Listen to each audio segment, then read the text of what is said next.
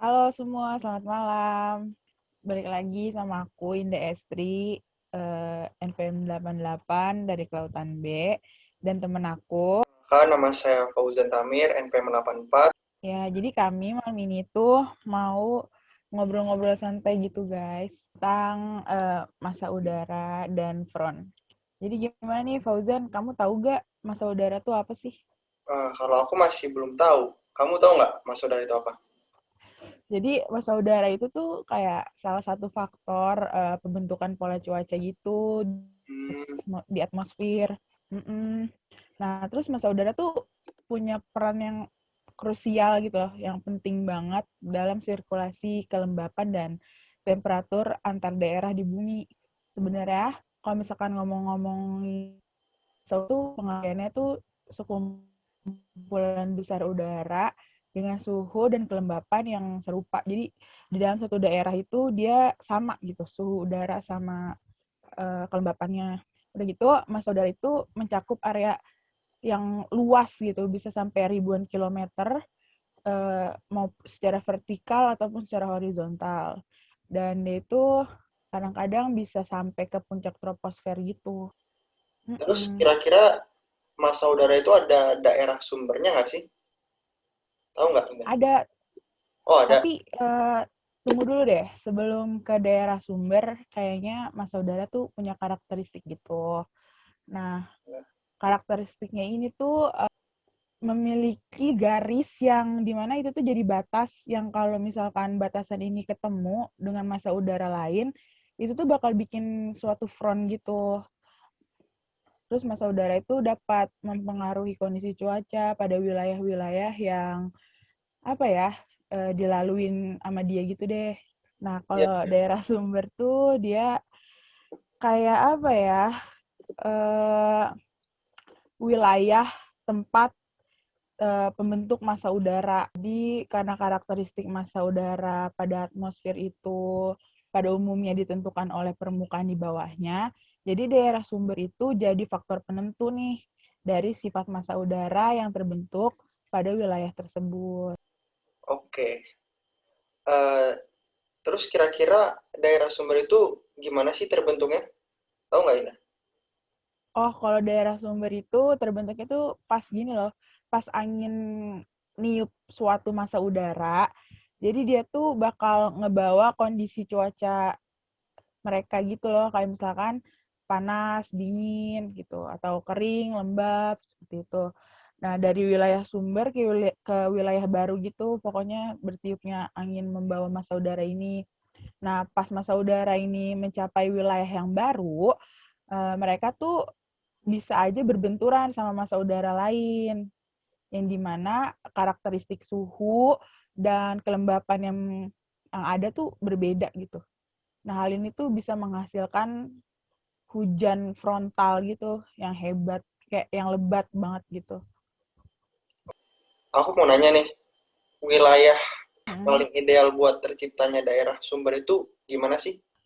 Oh ya, jadi kalau misalkan daerah sumber itu, yang idealnya itu dia itu harus memiliki dua kriteria, yang dimana yang pertama tuh daerah itu tuh punya permukaan yang luas dan datar, jadi nggak boleh tuh sempit terus berkelok-kelok, itu nggak boleh. Nah, terus wilayahnya itu harus dengan topografi yang permukaannya itu tidak rata, yang tidak rata dan dapat menjadi daerah sumber. Yang kedua itu daerahnya itu harus punya sirkulasi atmosfer, yang dimana sirkulasi atmosfernya itu harus stagnan, jadi udaranya itu dapat berada di wilayah tersebut cukup lama untuk mendapat pengaruh dari permukaan. Nah, biasanya tuh wilayah-wilayah yang kayak gini tuh didominasi oleh antisiklon yang bergerak dengan lambat atau bahkan diam pada area yang luas. Kayak gitu, Jan. Oke, paham-paham. Terus kira-kira masa udara ini ada klasifikasinya nggak sih? Ada dong, pasti ada.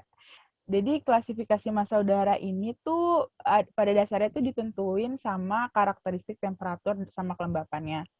Jadi pada peta cuaca, massa udara ini tuh diklasifikasikan menggunakan 2 huruf. Jadi ada yang pertama tuh ada huruf kecil, yang kedua itu ada huruf besar. Nah, kapan sih huruf kecil sama huruf besar ini digunakan gitu ya? Kalau huruf kecil itu digunainnya buat menggambarkan jumlah uap air di massa udara. Ada apa aja? Kalau yang huruf kecil itu ada M atau maritim sama C untuk daerah kontinental. Nah, terus kalau misalkan yang huruf kapital itu tuh digunainnya buat mendeskripsikan sifat temperatur dari massa udara itu.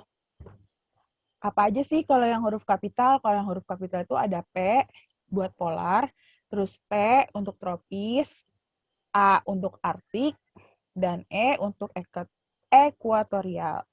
Nah, massa udara tropis dan ekuatorial ini punya suhu yang hangat hingga panas karena terbentuk pada daerah lintang rendah. Misalnya kayak Indonesia ini tadi gitu. Nah, kalau misalnya udara arktik dan polar ya kita tahu lah ya itu daerah kutub gitu. Ya suhunya tuh dingin. Terus terbentuknya tuh pada lintang yang tinggi. Jadi suhunya tuh lebih rendah gitu deh daripada yang di tropis sama ekuatorial gitu.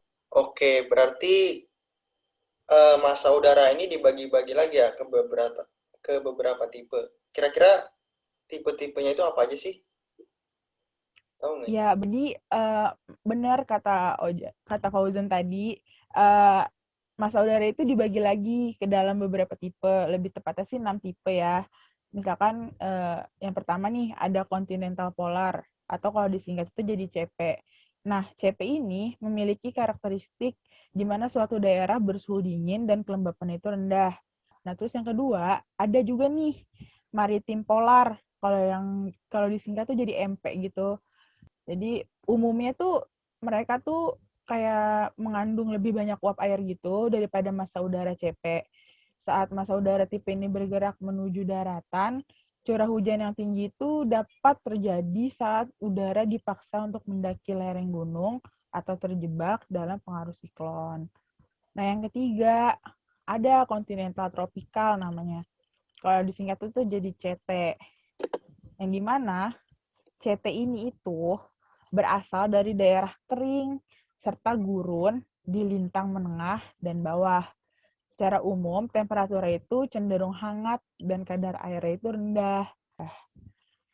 Yang keempat ada maritim tropikal atau kalau misalkan disingkat itu jadi MT.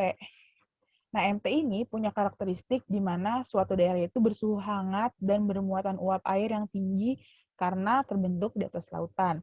Contohnya kayak Indonesia tadi. Nah, yang kelima ada kontinental Arktik, kalau disingkat jadi CA, di mana CA itu tuh asalnya tuh dari samudra Arktik yang kalau misalkan eh, daerahnya itu tuh merupakan lautan gitu.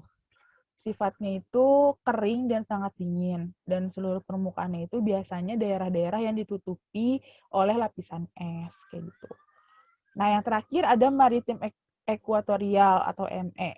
Nah, ini tuh terbentuk di daerah sekitar garis ekuator sehingga memiliki suhu yang relatif panas dan pembentukan itu terjadi di atas lautan yang menyebabkan muatan uap airnya itu tinggi banget. Kayak gitu, Jan. Nah, Jan, tadi kan sempat disinggung ya di materi di atas itu tentang hujan front. Nah, kalau misalkan front sendiri itu tahu nggak sih itu apa? Kok kayak pernah dengar tapi lupa gitu. Oke, kalau untuk front sendiri yang aku tahu ya pengertiannya, jadi front ini bisa didefinisikan sebagai wilayah transisi tempat bertemunya dua massa udara yang memiliki perbedaan sifat fisik dan kekuatannya. Nah, jadi ketika atau sebuah front melewati suatu area, maka akan mengakibatkan cuaca tersebut akan berubah dan menyebabkan banyak terjadinya awan dan hujan. Nah, kira-kira begitu. Udah lumayan paham nggak? Nah, Oh, iya ya, paham paham. Terus, ada nggak sih kayak ciri-ciri khusus, tentang front yang tadi kamu jelasin itu, gitu? Oh, ciri-ciri front ya. Jadi ciri-ciri front itu ada 5, Indah. Yang pertama itu ada sepanjang garis front terjadi angin yang bergerak dari arah yang berlawanan. Terus yang kedua ada perbedaan suhu yang tajam. Yang ketiga ada cuaca yang buruk seperti badai selama 2 jam pada front dingin, serta hujan gerimis selama 2 hari pada front panas. Terus yang keempat, pada lokasi sekitar front, beda suhu udara T dan TD sangat kecil, bahkan hampir sama. Dan yang terakhir itu, garis isobar mengalami patahan dan pada patahan tersebut terjadi siklon. Begitu Indah untuk ciri-ciri front udara. Oh, gitu ya. Berarti bisa dibedain ya sama daerah-daerah yang lainnya kalau misalkan itu tuh daerah front atau bukan. Yes, bisa. Oke, terus ada lagi nih pertanyaan. Sebenarnya gimana sih suatu front itu bisa terbentuk dan gimana perkembangannya gitu? Perkembangan dari front itu sendiri. Kamu tahu gak? Bisa tolong jelasin? Oke, untuk proses pembentukan front udara, jadi secara umum ketika terjadi pertemuan antara massa-massa udara yang memiliki temperatur dan kadar kelembapan yang berbeda, itu tidak akan terjadi percampuran. Jadi massa-massa air ini akan saling dipisahkan di sepanjang batas yang disebut front. Jadi udara lembab hangat naik ke atas front dingin yang terbentuk ketika udara dingin dari kutub bertemu dengan udara lembab yang hangat dari tropis menuju ke arah kutub. Jadi ketika naik, udara hangat ini mendingin dan mengakibatkan pengembunan air dan membentuk hujan atau salju. Dan di sebelah dunia bagian utara, udara dingin ini cenderung akan tersirkulasi di sekitar pusat tekanan rendah dengan arah melawan dan putaran arah jarum jam.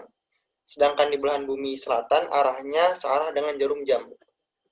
Kemudian untuk sirkulasi di sekitar tekanan rendah ini biasa disebut dengan siklon lintang tengah. Jadi awal pembentukan, perkembangan, hingga penguatan front dikenal dengan istilah frontogenesis. Oh, gitu. Berarti kalau dilihat-lihat ya, antara massa udara sama front itu berkesinambungan ya. Karena berpengaruh juga, karena tadi nyebut siklon juga, berarti kan berpengaruh juga tuh sama atmosfer. Nah, kira-kira nih, ada nggak sih eh, pengaruh dari front yang bisa apa ya mengacu terhadap perubahan iklim global? Karena dari tadi kita bahas tentang pola cuaca dan lain-lain, pasti berkesinambungan dong. Ya, benar ya. Jadi front udara itu dapat mempengaruhi perubahan iklim global. Jadi front ini berperan penting dalam cuaca karena front ini bisa mempengaruhi cuaca, suhu, tekanan udara, dan musim yang berlangsung di suatu wilayah. Jadi ketika musim dingin, front dingin memiliki daya dorong jauh lebih kuat daripada front panas. Sehingga front panas tak mampu menembus wilayah tersebut.